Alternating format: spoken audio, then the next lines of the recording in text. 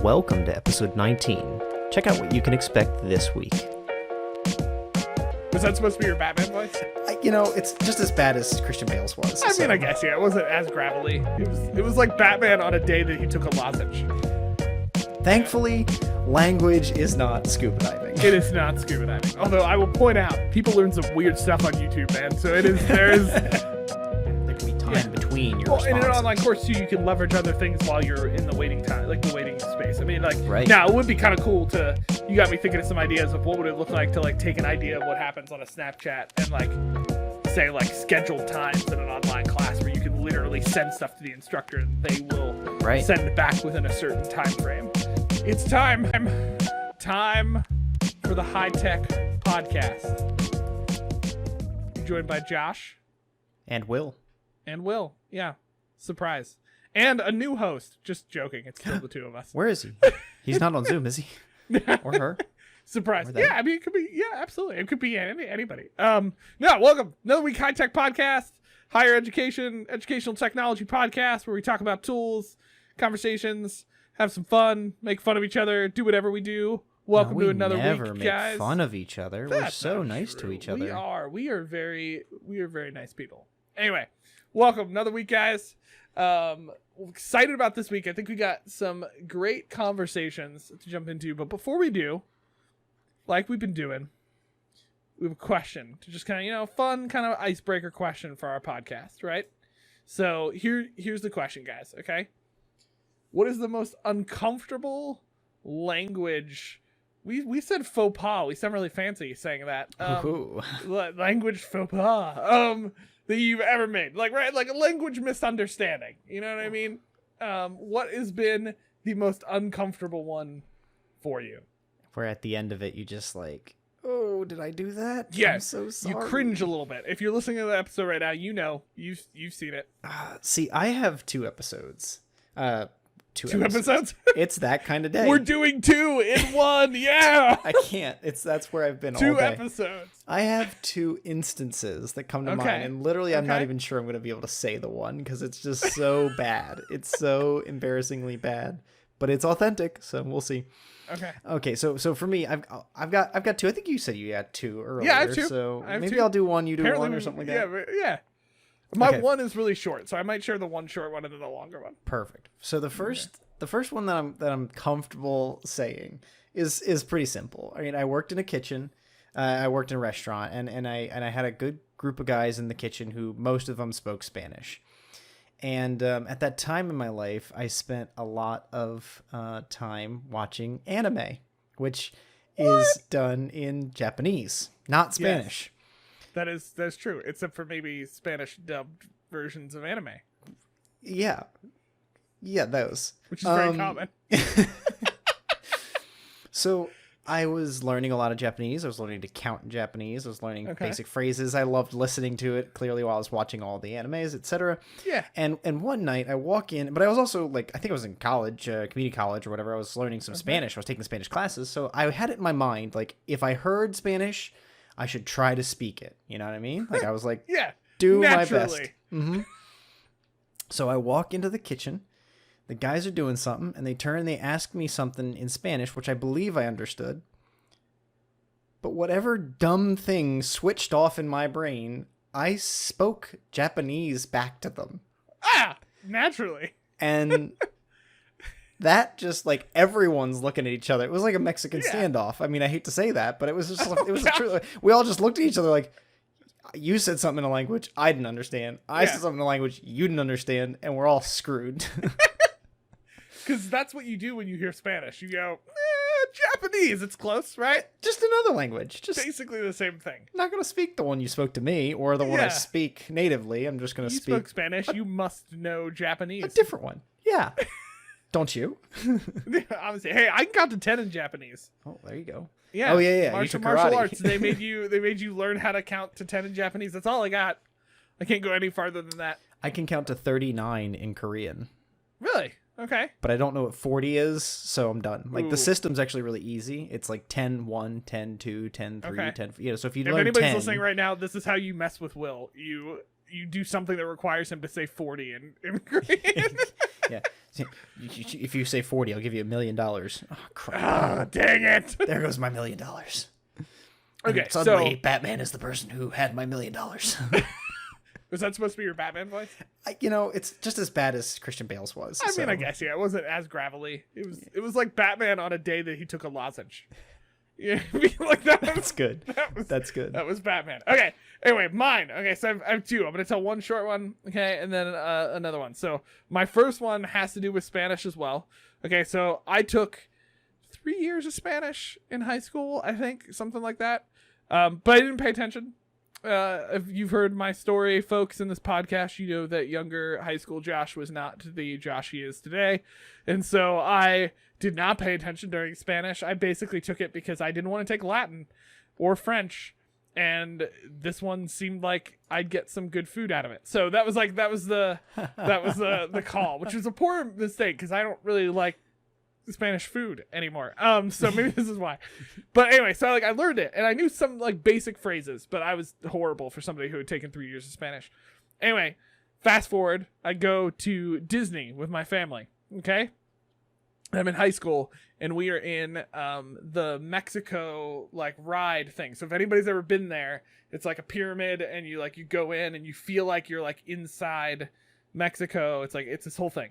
And so we're there with my younger sisters, and there's this slightly attractive, the person working there, okay?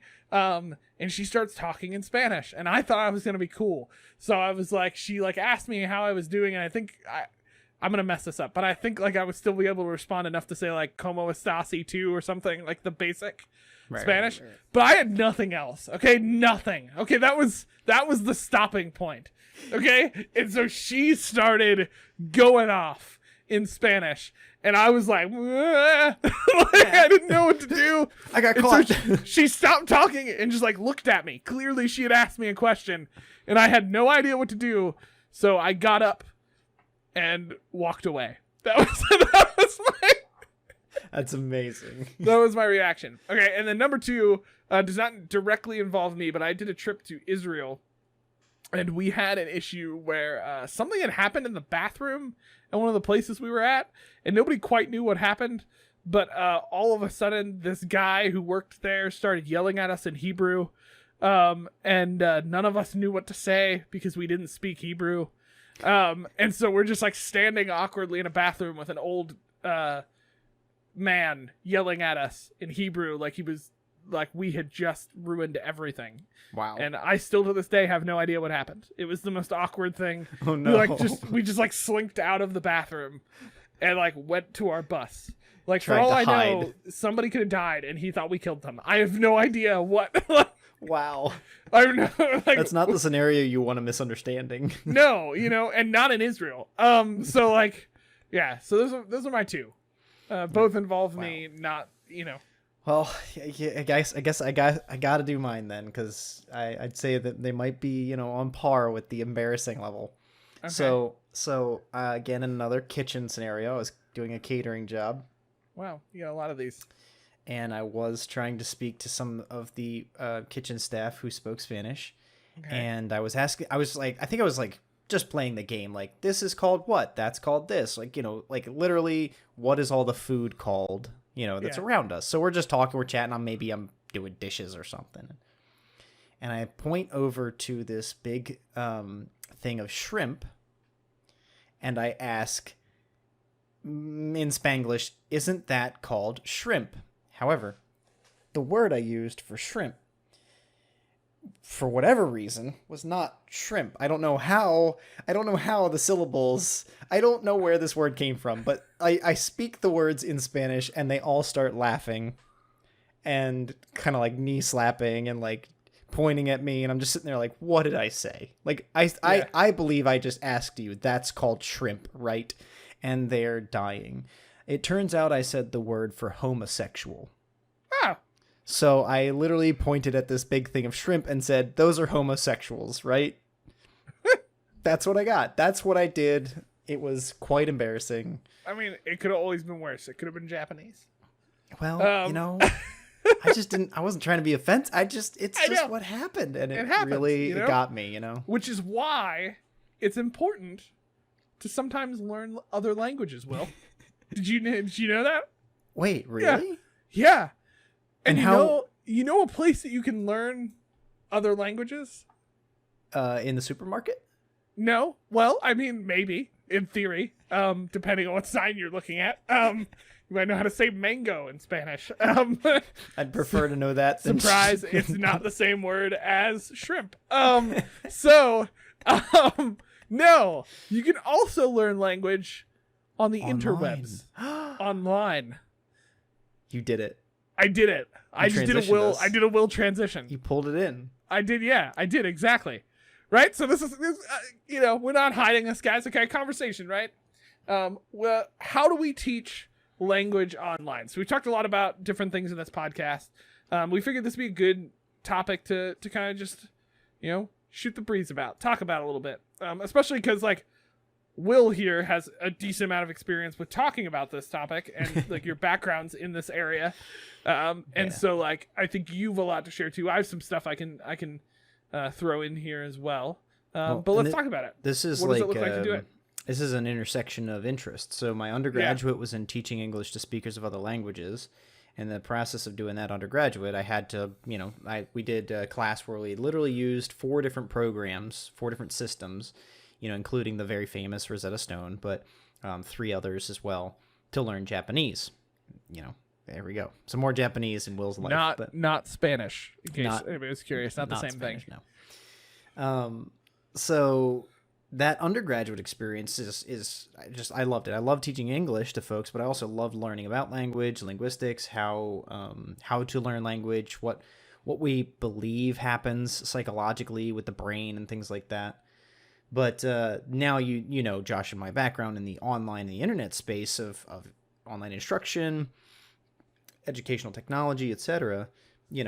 This big question of how do we teach a language online? There's a lot of folks who might say you can't do it because language acquisition requires a lot of practice, a lot of speaking, listening. We joked about the supermarket, right? But like, there's plenty of classroom activities where college Spanish instructors will tell the students to go to a local, Spanish mercado and try and buy stuff. Here's $5, go get these ingredients and make yourself dinner tonight. I don't know, like weird activity, but if you don't have that, like, I guess, incarnational approach, that face-to-face approach, how do we do this? It's a big question, because if you don't have tools in place to help the students speak, write, read, and listen, how do you know they're learning, right? If I just put up a bunch of language stuff on the learning management system, they're not just going to read it and that they now speak Spanish, right? Like, they're going to have to actually, produce some speech, listen back to it, improve their speaking, pronunciation, read some stuff, write some stuff. Like, they've got to have all 4 of those kind of elements going throughout the experience. And more traditionally, like, I remember my Spanish language classroom, there was a good amount of, like, write it in the textbook. There's worksheets. Yeah. There's little drawn pictures of supermarkets and drawn pictures of shopping malls and stuff like that. And then let's do choral response. So the teacher would stand up at the front, me llamo es, and then we all have to say me llamo es, and like, you're saying it back and forth to one another, and you kind of just assume that that's how we get language. Well, frankly, if you think about kids and children who learn language, they never once learn that way, right? Yeah. And we as native English speakers don't learn our native language that way, but there's a whole group of theory I won't go into about second language acquisition that's like speaks to the fact of growing up and learning that language. A lot of it just comes from repetition, the parroting experience. Yeah. So yeah, I mean, like, it's my background's not in the space, so I don't have a bunch of things to throw in to say, like, here's all the theory behind it. But I will throw in this, that just like, yeah, I mean, like, if you look at how people learn language, like, yes, okay, parents who will be like saying words, please say daddy before you say mommy, but over time, really, right, it's this idea of like the repetition. It's this idea of what's coming in, and sure, speaking it I think is a major part. They're obviously hearing people speak, and picking it up. Still amazed by the words that children will pick up that they hear, but like, and they'll say, like, with new parents, one of the biggest indicators you got to watch for with your children during certain developmental stages is speech, because it's going to indicate things. It'll indicate if they can hear. One of those things, if a kid can't start to speak at the right age, they might not be able to hear. Yeah. Also, they might have developmental, like brain-based issues if they can't speak or produce, intelligible language. That's a big indicator, right? If they can't hear, that means they're not getting language in. They're not able to kind of process it and get language back out, which is all it is. Like when you actually sit down and go over me llamo es, it's three sounds. Me llamo es, like 3 words. It doesn't mean anything if we didn't have Spanish. It's just sounds, right? But we start to put those together, time and time and time again, and that's how language comes together. That's how new words get made. People say them enough.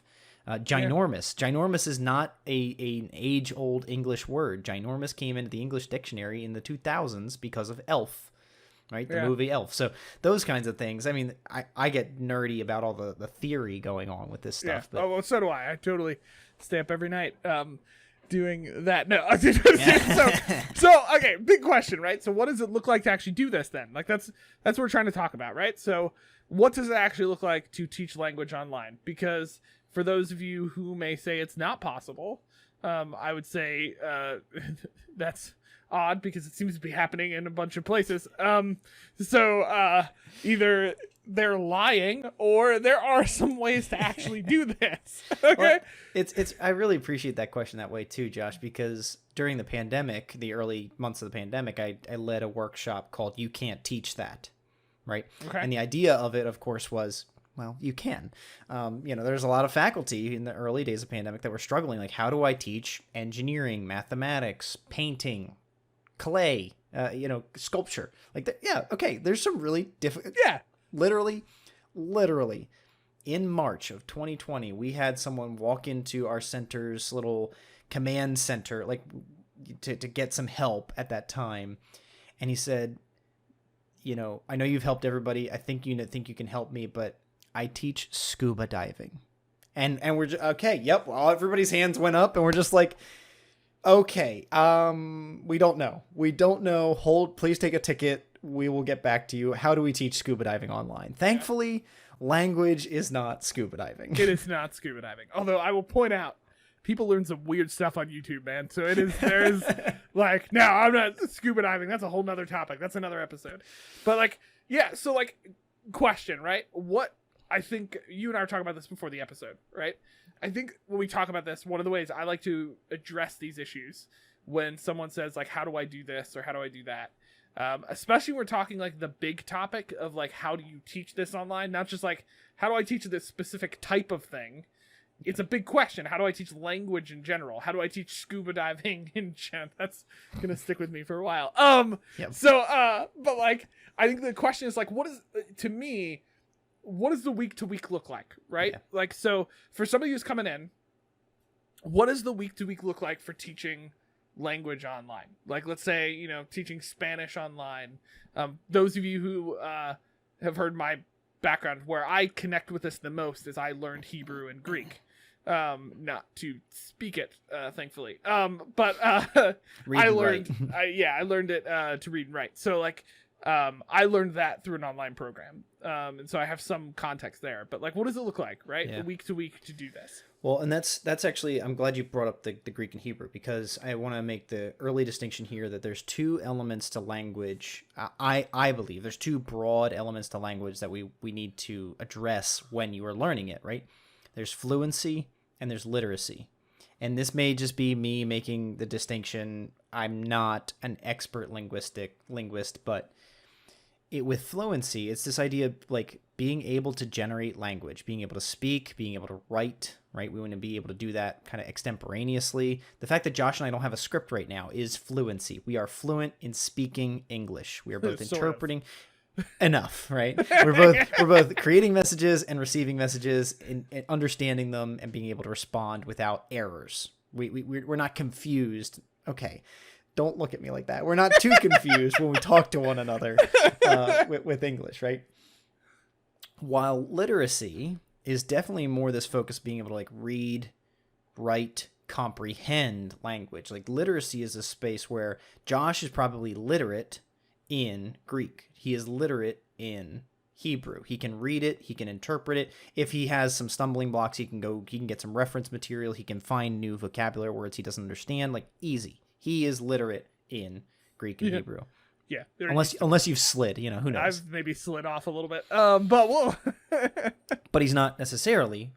I don't think he would ever claim to be fluent in them. He can't speak them at all. Especially because I'm the one that's biblical Hebrew, so that's not a thing people just like talk anymore. It's not it's a little dead. It's not a conversation starter. No.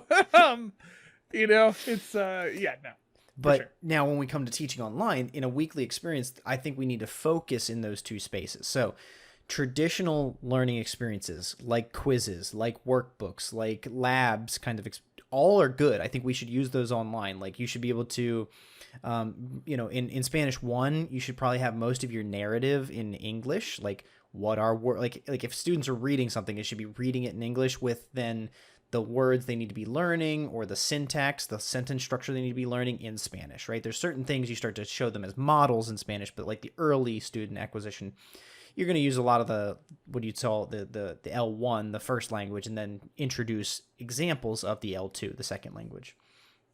But what you lose in online, most people think they immediately lose in online, that I think the pandemic reminded us we can have, is fluency practice. The ability to be on Zoom or things like that, or use tools like VoiceThread to do or Canvas Studio or Edpuzzle if you do recordings, or there's so many ways you could get audio video interaction. General video audio tools, right? Right, okay. Right. That type of usage. Skype for Business if you're so unfortunate to be belabored by that. Yeah, whatever your let's not tool go there. is. Let's see. There's plenty of other options, people. Right, okay. right.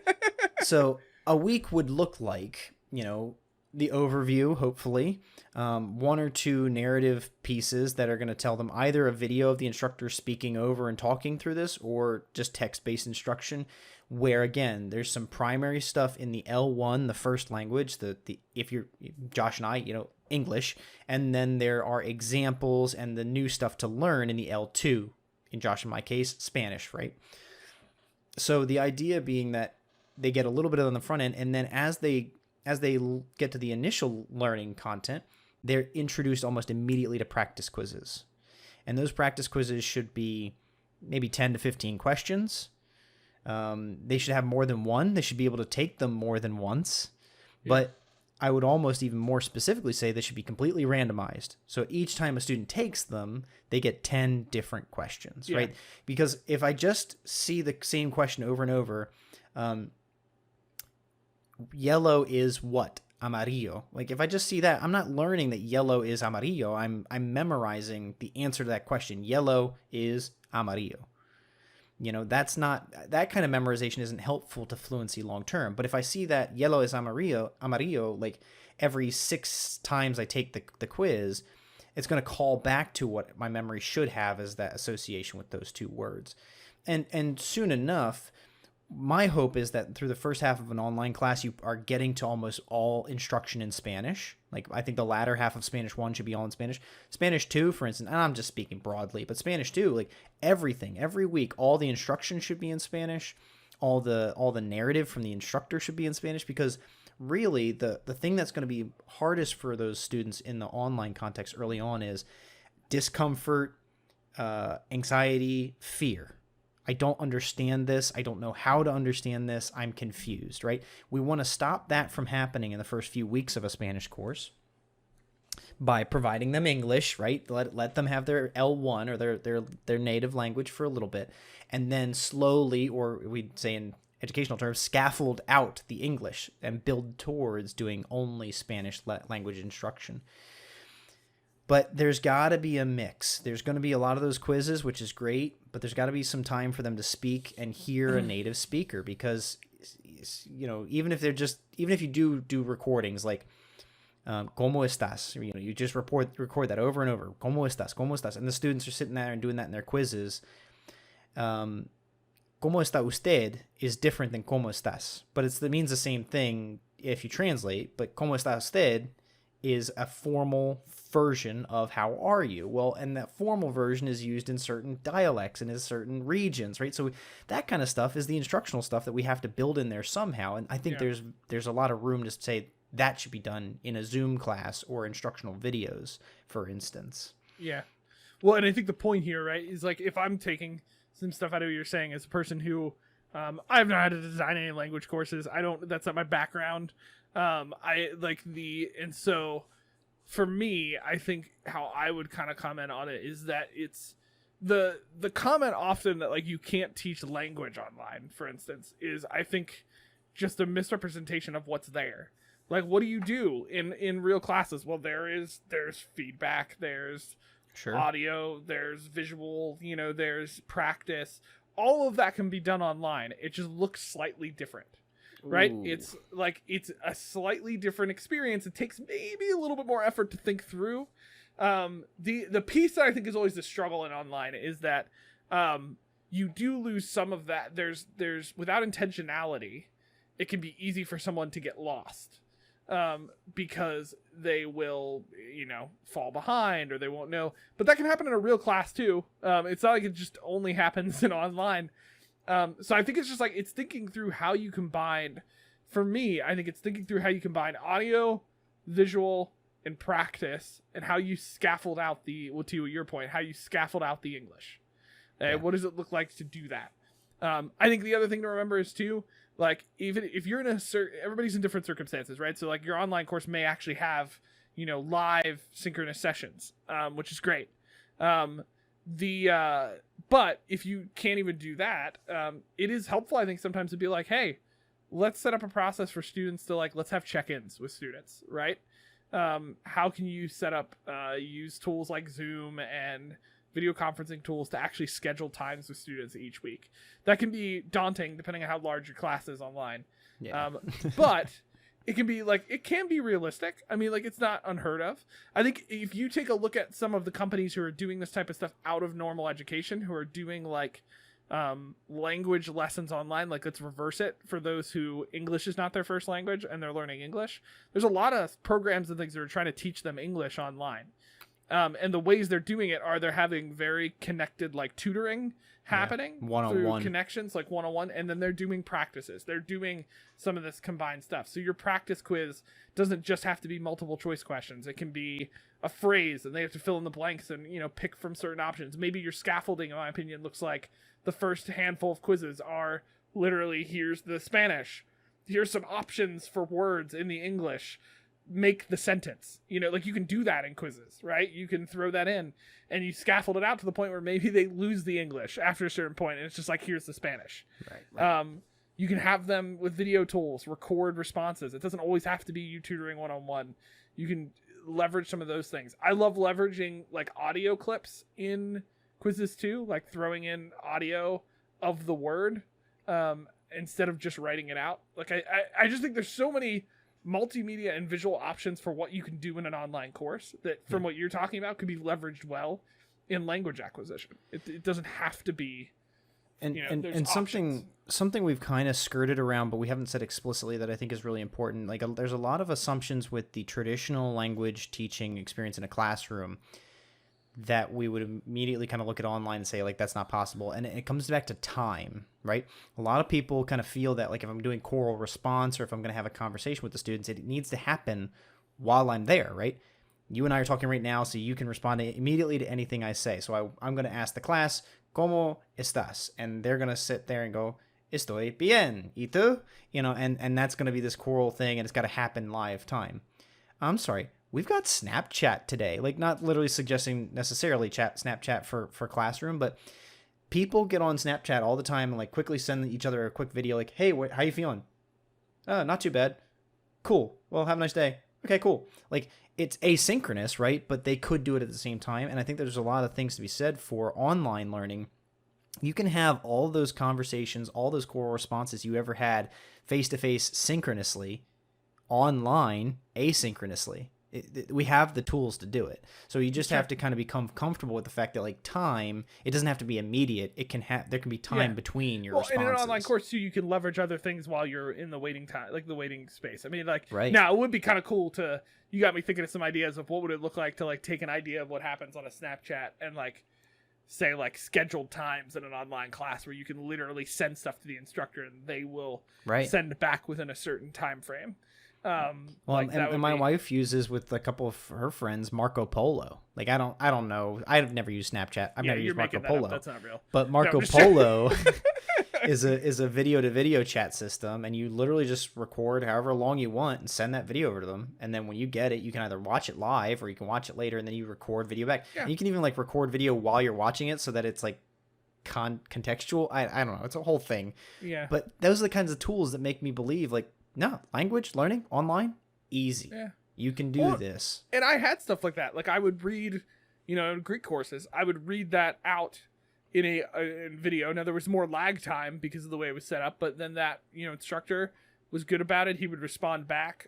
He would record a video. He would literally play back what I had played in his video. And he would just talk about it. Like he would say, hey, where you did this, maybe, tweak this.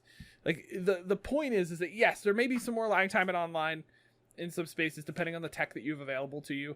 But the reality is this, you can still do that while having other things happening, like practice quizzes or worksheets that they're doing. It's just, I think it's organization and timing and using a mixture of audio, visual, and practice. And to your point, scaffolding out. Like if we're talking about just like principles that could come into here based on what you're talking about, I'm picking up on those things, right? Is organization, audio, visual, practice, and oh my gosh, I forgot the last one I was throwing in there. Oh my gosh. Scaffolding? Scaffolding. Yeah, scaffolding out the English. Like scaffolding, getting them starting with comfort. And I call this, we've been in our area, a lot have been using these terms recently because of what we're doing in like learning experience. I call this like the video game principles. Like I've been picking this up a little bit, where like video games do a really good job of this type of stuff, where like if you're a gamer, you play video games, they're really good at like putting on the training wheels really early on and then like slowly taking things away, and bringing in audio, visual stuff to a point that sometimes can be annoying. You'll be like, I already know this. But like Pop-ups using those principles online, listen, that shapes people. People learn things from that. So to say you can't learn language from that type of stuff, I just think is like, I'm not trying to be mean in this area, but I just think it's like, it's underestimating what happens in an online space currently. Yeah. Which is that like people learn things. A good friend good of mine, and bad. A good friend of mine, Glenn Irvin, has a whole series on Minecraft for education, where he teaches Minecraft. He teaches Spanish through Minecraft, and I'm like, dude, that's it, right? Like, if you can do that, you can do anything. Now, if it's not Minecraft, if it's not an online education context, if you don't have an instructional designer, here's a very simple transition this week to the application for our conversation. I'm not going to try and make this too funny. Oh, that wasn't even fancy. Duolingo is a really great tool for language acquisition that can help stand in the gap, right? One of the things that makes an online course very difficult, regardless of the content, is development. Creating quizzes, questions, creating stuff in the LMS, creating long-term videos, and like that. Yeah, all that stuff can be difficult. That takes a lot of effort, a lot of time. Duolingo is a great tool that has a ton of languages in there. Spanish was one of the first languages, so it's really, really detailed. It's really good. They continue to add more languages. They continue to get more resources to make those languages better. There's Japanese, there's Farsi, there's German. They have a bunch of stuff. I was just in there earlier. They got Hebrew in there. I mean, it's not like ancient Hebrew. It's modern Hebrew. It's modern Hebrew, but they have a bunch of stuff in there. This tool, though, I've used it myself on a number of occasions to like brush up on my Spanish, to dig into like when I get curious about how another language is pronounced or how it sounds, right? It's really easy to sign up for free, get it on your phone anywhere you are. You can get it on the desktop, laptop, etc. But it's just one of the best examples of what I'd say probably two big things. quality content, right? They put a lot of time into the language, into the examples, etc. There's just quality content in it. It does utilize kind of game-based learning strategies. So there's points, there's streaks, there's daily reminders, there's certain motivational elements like that. And specifically, it gives you in those the opportunities to read, write, listen, and speak, which is really important. There's 4 literacies in language acquisition. And if you can read well, but you can't write, like that's, you're not doing well enough. You can read and comprehend, but you need to be able to write to create your own thoughts. And so Duolingo walks you through all those different challenges. And then my last and most favorite thing that it does with frequency is it interleaves language. So interleaving is this experience that if I've learned something in lesson 1, that it will randomly and helpfully remind you of that content from lesson 1 in lesson 3. Mm-hmm. Right? So you'll be in the middle of a lesson 3 quiz. Maybe you learned about colors in lesson 1, and now you're learning about the names for different clothing, for instance, right? And so you're learning la ropa, you're learning, los blue jeans. I always love that one. That's an easy one. Los blue jeans, right? What are those called? We're testing the amount of Spanish Jeans. by the amount of times you're using it. Exactly. But then in the middle of those, clothing names, it'll be like, what is the word for yellow? Amarillo. Like you have to pull that back up out of lesson 1. Mm-hmm. And so interleaving is something Duolingo does really well. In lesson 1, you get content. In lesson 2, you get content. And then it will randomly and helpfully pull that content back up in lessons 5, 6, 10, unit 2, etc. Like it never lets you lose the words and the fluency you've gained from past languages. And that's something that in a classroom context, a teacher has to do a lot of work to make sure that that's happening. Duolingo has already built the content out and it's really good in that context. Yeah, I like the again, I have a little less experience with this tool other than I know it exists and I've played around with it some. I am always impressed, I think, though, with the amount of, like your point, like they have a lot of content in there for free. And I like how they break it up by different levels of like language learning, like beginner, intermediate, stuff like that. And I will say, like any of these tools, I think one of their places that it can struggle with is that, like your point, like getting to the fluency side of things is a struggle for those areas. But I will say, even like your point about some of the progress stuff that they have in there. Normally I'm a person who somebody says the word gamification or something like that and my eyes roll because I'm like, oh yeah, cool. But I like the way they do it in this space, because I do think there's sometimes a struggle in language can be that you don't feel like you're making progress. Right. And this is an area that I feel like some of that, those progress techniques that are pulled from games can help, as long as they're tied to actual achievement in the language. Right. They can help you kind of like concretely feel like you've achieved something. I like that. I used to use a tool that was like a note card tool when I was learning Hebrew and Greek, and it did something similar, which would be like if I was getting things right or wrong, it would keep that count. And I like to know how much I was getting right, because I was like, once I get a certain point, I can stop and move on to something else. The gamification elements at Starbucks are that you keep going, you keep buying, you get free stuff, right? And the gamification elements in video games are you get new equipment. Or in language acquisition, it needs to be proving to you. It needs the person who's learning needs to be proved that they're learning. You want someone to be able to like walk away from the Duolingo experience and be like, no, I think I could speak some Spanish, Yeah.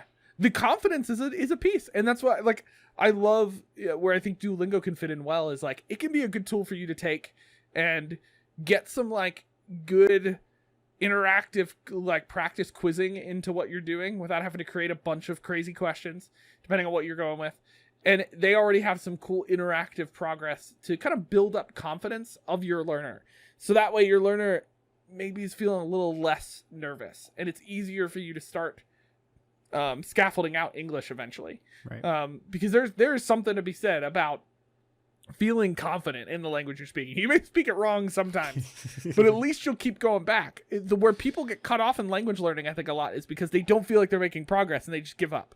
Yeah. Be like, I'm never going to learn this language.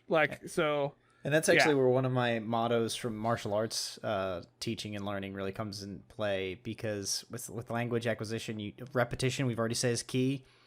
the motto from martial arts is, if you do it wrong, do it strong. It's a confidence thing. It's just the comfort of like, well, you're gonna say something wrong once. You might offend somebody, like Josh and I were talking about at the beginning of the episode. You might think you're saying yellow and actually say orange. Like things happen, right? But the idea is you gotta try. You gotta put yourself out there. It takes a lot of vulnerability, but it's really, really important. And I think to kind of get to some of the technical stuff with Duolingo, if you're gonna use it, I think it really will help bridge the gap for students on literacy acquisition. It's going to help them with their reading, writing, vocabulary. It's totally free for 9 out of 10 uses, right? Like you can just tell students, pick up Duolingo, start using it. Mm-hmm. You want to make sure you're kind of respecting copyright if you are using it in an academic context. I'm not sure about the lines there. We want to make sure that we've kind of read the terms of service before we do something like that, because they actually have a Duolingo classroom. There's like a Duolingo Plus that you can subscribe They do. to. Well, they have some of this. So I was looking into this. They have the classroom features, and you can use a lot of it for free. It's where the plus is they're like, and this is why I like tools like this. They're adamant about themselves being free, but here's what they do. Classic Google move, which is, we're free, but if you pay for plus, you don't have to deal with any of those ads. That's essentially what it is. So they do have ads in their system. And, so plus basically, as far as I can tell, is basically like, hey, you can continue using this, but not have to deal with any of the annoying ads. Like, that's essentially really what it is. Because I was doing a bunch of the classroom stuff when I was testing it, and there were not a lot of restrictions on what I could do. That's awesome. And that's because I think they're making money off of ads right now for their not plus and versions. Sponsors so and sponsors and relationships, and they are a solid tool out there. They're one of the main names. I mean, there's several big names in language trainings online and tools like this. But Duolingo is one of the big ones. So I think it's a solid tool. If you could jump into it. I think it's not that hard. Just create an account, start playing around with some of the stuff that's there. You can use it to a level where like you just get your students to go in and start learning certain levels. I say you can experiment with some of the classroom stuff. Essentially, the classroom, as far as I can tell, is really like just taking the stuff they already have and basically organizing it a little bit better. Right, Like choosing your choosing progression. what your students are going to have, and they're pretty nice. They have like a PDF instruction that you'll get when you set stuff up that tells you how to get students in. It's like an invite link. You can either put them in by name, or there's actually like a link you can send to your students. So like if you're using this and pairing with a course online that you're doing somewhere, you can easily, I think, link to Duolingo stuff from your course, or integrate it directly in what's going on. I mean, there's a lot. You have options. In general, I think this is a pretty solid. It's got a history. It's been around for a while. Oh yeah. They seem pretty adamant about being free. They're just going to show you some weird ads sometimes. So if you don't like that, maybe find a way to get plus. But I think it's a solid tool. I think it's a good usage. Yeah, and I've primarily used it in the mobile app. I know it's completely supported on desktop now and stuff like that, so it wouldn't be hard for you to deliver this, make sure that it's accessible. There really, really isn't any content that I can think of in my use of it that would be inaccessible. You know, you want to test it, of course, with a screen reader and stuff, but there's not a lot of video content, for instance. Almost everything is audio, everything is text. And so in those audio instances, we might need to be sure that we can get transcripts for students who can't hear. Right, if there's a hearing deficit, but otherwise it'd be really good. So, that's a crazy episode, man. We dug really deeply into this. Forgive me, probably another soapbox moment with my interests in language acquisition. No, I love the soapbox, man. We need to create like a series for high tech, throwing out ideas now. We need to Siri. I didn't say you. It's okay. We need to throw out a series where it's just like, Will soapbox 10 minutes. You know what I mean? Just throwing out ideas. Lowbrow, high tech. High tech, lowbrow. Whatever. We'll come up with a name for it some other time. We're workshopping it right now, people. Just hang on.